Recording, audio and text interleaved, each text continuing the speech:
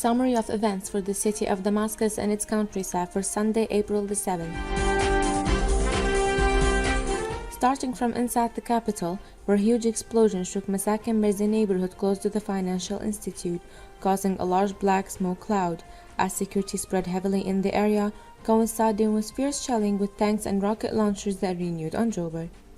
To the southern neighborhoods, where at least one died and many were wounded, some in serious conditions, because of the intensified shelling on Mدينة area in Al-Qadam neighborhood, while bombing with rocket launchers targeted at Tadaman, causing several injuries. Al-Hajar al-Aswad neighborhood and the city of Yalda witnessed heavy shelling with mortars and rocket launchers, while Al-Asari was targeted with more than 20 mortars.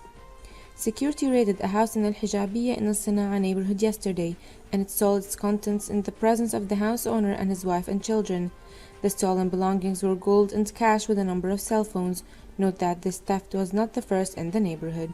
Security spread near the college professors' buildings in Al-Hijabiyya, beat up a man and arrested two others with their cars, then led them to Al-Sinaa barrier near Al-Mustafa Mosque, and the fate of the detained men is still unknown. Moving to the eastern Ghouta in the countryside, as heavy rocket shelling renewed on the town of Kafar Batna, causing the death of 10 and the injury of tens. Shelling with rocket launchers also renewed on Al-Mleha, as more than 50 missiles hit the residential neighborhoods, causing deaths and injuries. As for Al-Nashabiyya, 6 people lost their lives and tens were wounded, including a woman, because of the heavy cannon and rocket shelling, as the martyrs are refugees from Al-Utayba.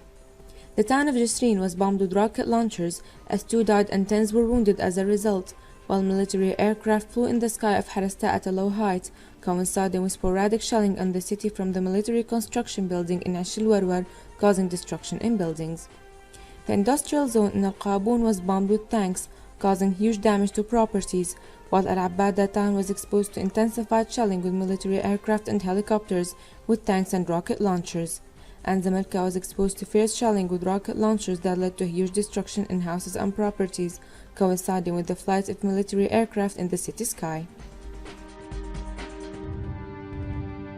The city of Daraya was exposed to fierce cannon and rocket shelling that caused fires in residential buildings, while the regime forces, and for the 5th month in a row, continued their attempts to break into the city and control it, as a military convoy headed to the eastern entrance to the city from Al-Mazda military airport in the morning, supported with 8 tanks and 4 BMB carts with a number of armored vehicles, dashkas and troop carriers, while heavy cannon bombing targeted the residential neighborhoods in Al-Mu'addamiyya, causing a big number of injuries.